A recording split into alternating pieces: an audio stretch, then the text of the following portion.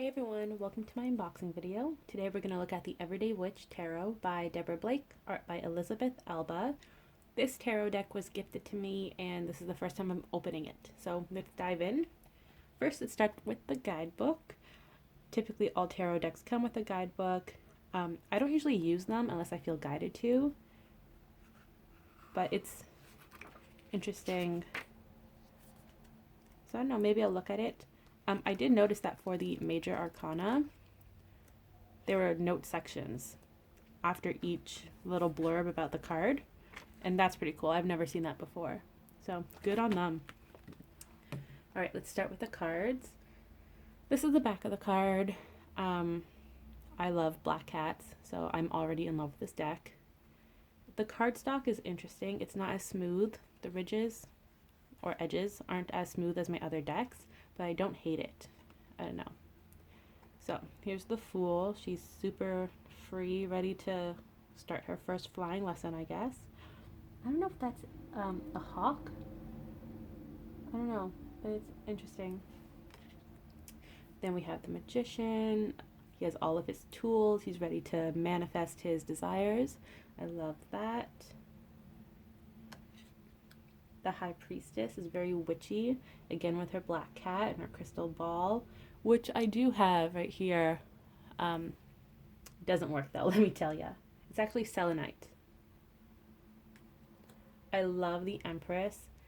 I don't know if it's the color palette with her her dress, or maybe it's just the fact that it's a Regency dress and I love that. But she really does look like a queen. Then we have the Emperor here with his dog.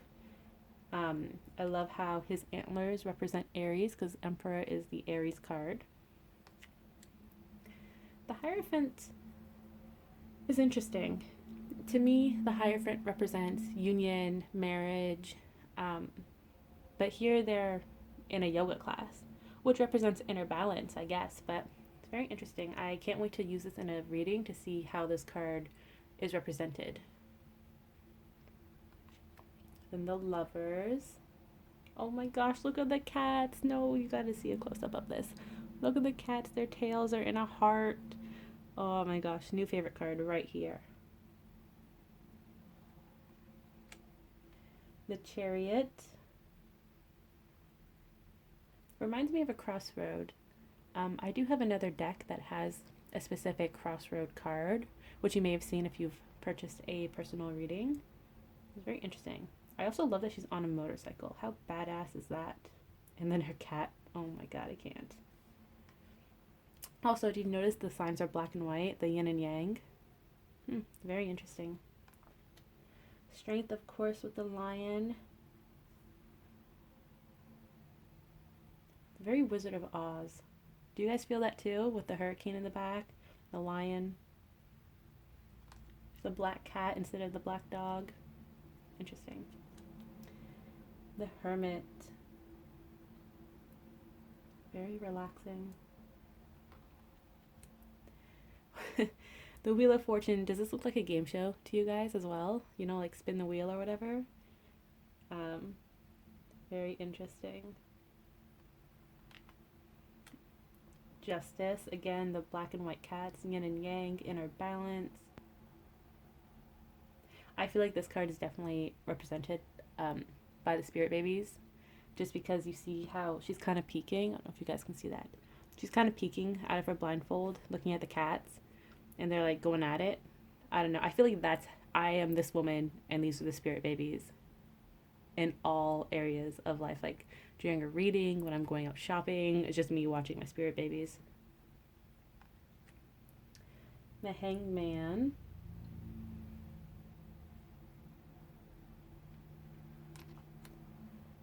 Death. This is interesting. I've never seen death represented in this way before. One door closes, another one opens, cutting the string that's holding you back. Very interesting. I like how they're not represented by a skeleton. That's usually what you find in traditional tarot. A lot of people think the death card represents actual death, which it doesn't. It just represents a new beginning. So I really like this representation. Another yoga card. Very interesting for Temperance, which is also balance. The Devil, yep. His temptations. Oh my gosh. Okay, quick funny story. I'm currently in the middle of manifesting 2 cats for myself in the near future, hopefully 2020. But I wanted a black cat and an orange cat, and their names are going to be Salem and Cinnamon. So it's interesting that they're on the Devil card, and it's Capricorn season as I film this, and the Devil represents Capricorns. Very interesting. The Tower. The Star. This is beautiful. I love the colors. It kind of reminds me of chalk, you know? I also love that she's not a super young woman. I find that the Star usually has a really young naked woman on it, so I like this. The Moon. Oh, I love this. It's like, you know what your dreams are and you know you can achieve it. So like, it's a cat, but he thinks he's a panther, I believe it is. I don't know. I just really love that. The Sun. The Sun represents spirit babies to me, and I love that she's pregnant. And I love how there are 3 of them running around, because it reminds me of the 3 Graces, or the 3 of Cups, which again is celebration and baby showers. Judgment. Love this. The World. Oh, I wish I was on a beach right now. Okay, so now the Suit of Swords. I love this. The swords represents communication, and I always think of birds as communication from the angels, so I really love this. 2 of Swords. Fun fact, I actually have a crow spirit guide, so that's pretty cool. 3 of Swords, yep. Traditional heartbreak. Oops. 4 of Swords. I find that in this deck, the cards actually represent, like the imagery represents what the card represents. The 4 of Swords is all about relaxing, taking a break, not taking action, and you see how she's lying down. 5 of Swords.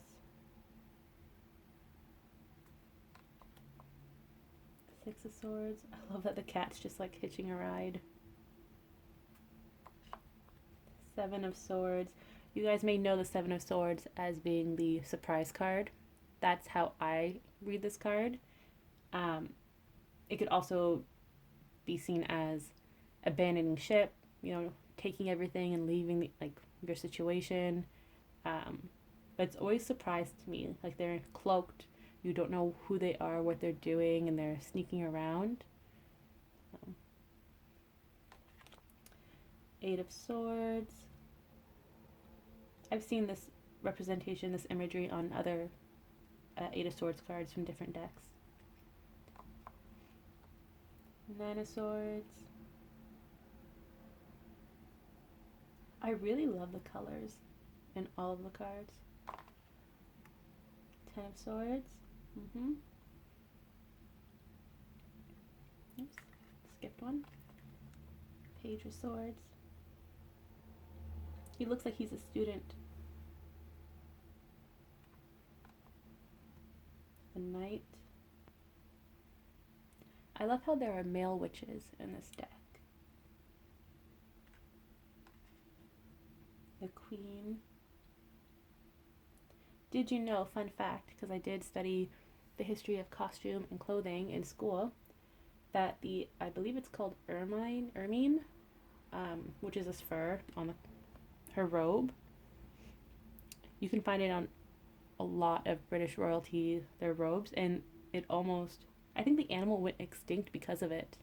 Because every time they made a new robe, they had to get new fur. It's interesting. Here's the King and Queen side by side. I like how they have the same cat.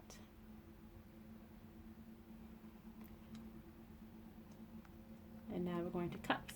The cups are for my water signs. The Ace of Cups.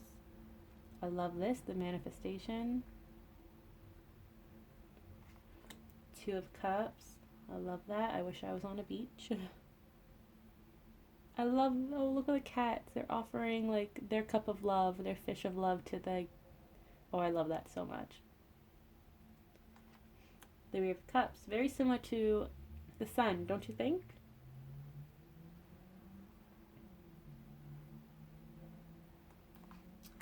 The Four of Cups. The Five of Cups. Oh no, at a birthday party or something, she's sad.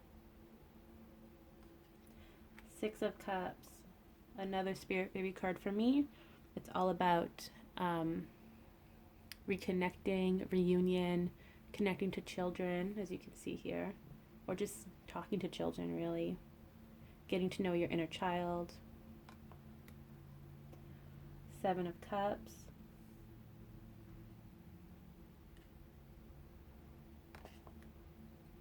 Eight of Cups.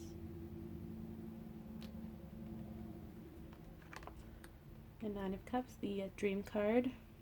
There's a little crab here, so maybe this represents Cancer as well. Very excited to use these cards in my readings. Ten of Cups, all about family. Another spirit baby card. I love the little baby there.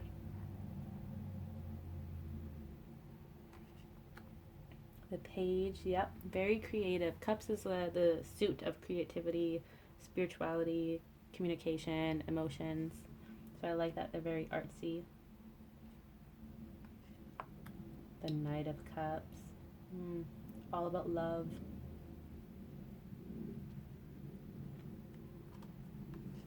The Queen, pregnant. And then the King side by side. Again, the same cat. I hope that's the theme of this deck. That the King and Queen always have the same cat. I really hope so. Next is Wands. We have our Ace of Wands. Wands is also about creativity. It represents fire signs. And two.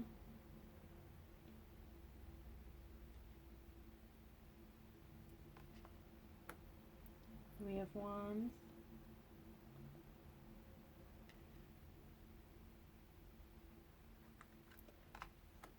The Four of Wands, the Union card, the marriage card.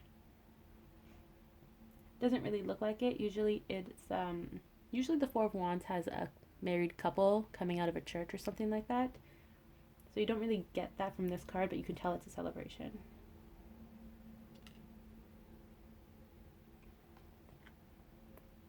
And the Five of Wands, it's usually conflict. Sixes of Wands, it represents success, generosity in this case. Seven of Wands,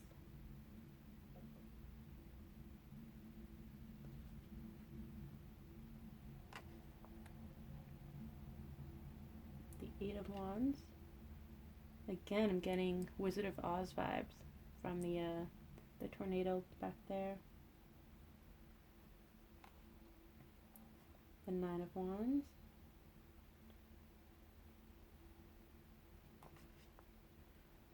Ten of Wands, very traditional. I've seen this image before.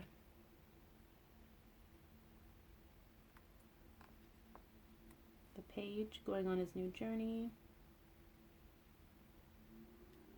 It's like he wants the cat to come along, and he's like, no, I'm not going nowhere. The Knight of Wands, all about taking action.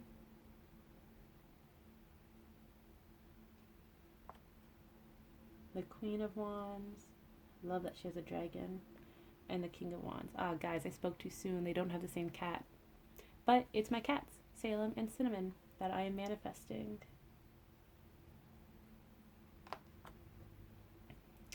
Right, last but not least, it's the Suit of Pentacles. Pentacles represent earth signs. The 3D, it's usually materialistic goods like money. Two of Pentacles, again with the manifestation symbol above it. It's all about balance. The Three of Pentacles.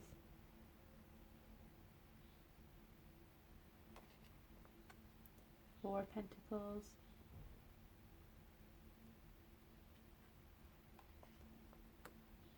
Five of Pentacles. Interesting.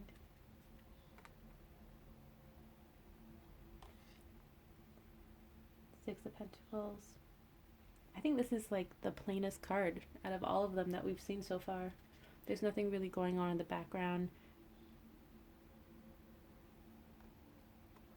Seven of Pentacles. This is my pregnancy card. Harvesting season. Eight of Pentacles.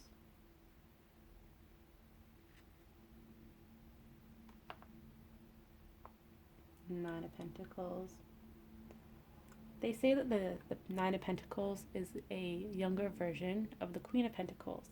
She's more like the princess and who then evolves into the queen. And you can definitely, I get that vibe. She's, you know, just reading her book with all the pentacles, drinking her wine. Ten of Pentacles, the other family card, and I love how there's another kid there. Sometimes in traditional tarot, they don't really depict families when it comes to the Ten of Pentacles and Cups. So I really like that about this deck. Page of Pentacles.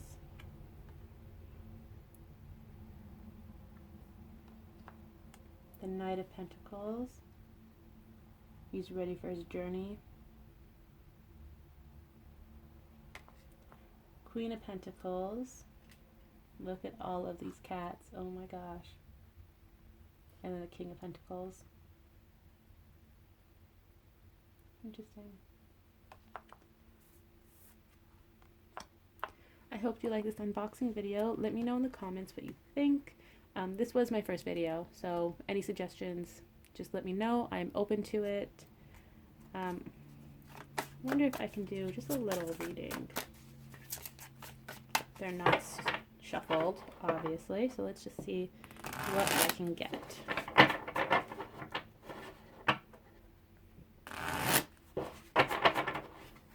Let's see. This one wants to jump. The King of Swords. Oh, with the Knight of Swords. And the Six of Pentacles. Like I said earlier, swords represents communication for me. Seeing as how we have two swords here, it feels like communication is coming in through the winter season. The first day of winter was December 21st, so we're technically in that season. If you live in the southern hemisphere, then it's summer for you. Six of Pentacles represents balance. I feel like someone's coming back. They're coming back and they're not going to back down. They're going to talk about their feelings.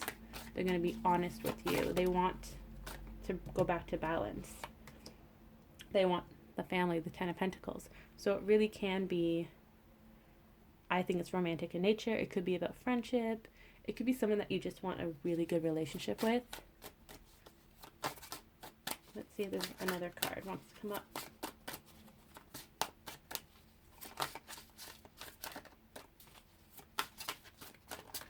This one does.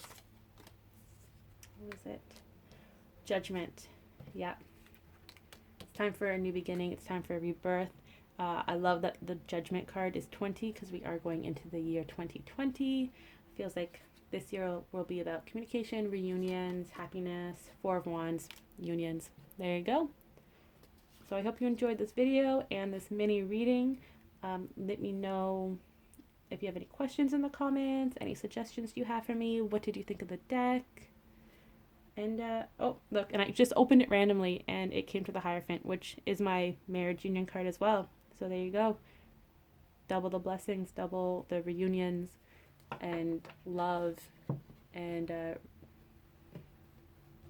yeah, I don't know. This was not planned. I didn't even want to do a reading today, but I'm happy I did. Okay, well, have a good one, friends, and I'll see you in the next video.